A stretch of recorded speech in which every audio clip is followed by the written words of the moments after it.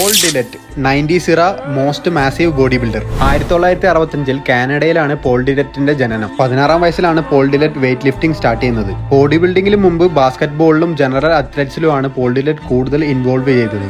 Early 20s തന്നെ best ജെനറ്റിക്സും muscle ഗ്രോത്തും കാരണം Paul ഡിലെറ്റിനെ കൂടുതൽ ആളുകളും തിരിച്ചറിയാൻ തുടങ്ങിയിരുന്നു. 6 അടി 1 ഇഞ്ച് ഹൈറ്റിൽ കോമ്പറ്റീഷൻ ടൈമിൽ അറൌണ്ട് 125 കിലോ ബോഡി വെയിറ്റ് ആയിരുന്നു ഉണ്ടായിരുന്നത്. Huge chest, wide shoulders, massive arms, back, പിന്നെ ലോ വേസ്റ്റ്, ഇതൊക്കെയാണ് പോൾ ഡിലെറ്റിനെ കൂടുതൽ അട്രാക്റ്റീവ് ആക്കിയത്.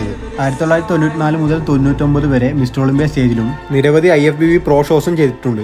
1994 ആർണോൾഡ് ക്ലാസിക് സ്റ്റേജിൽ ചൂടും പ്രഷറും കാരണം സിവിയർ മസിൽ ക്രാംസും ഡീഹൈഡ്രേഷനും കൊണ്ട് സ്റ്റേജിൽ കുഴഞ്ഞു വീണത് ഇന്നും ബോഡി ബിൽഡിംഗ് ഹിസ്റ്ററിയിലെ ഒരു ഷോക്കിംഗ് സംഭവമാണ്.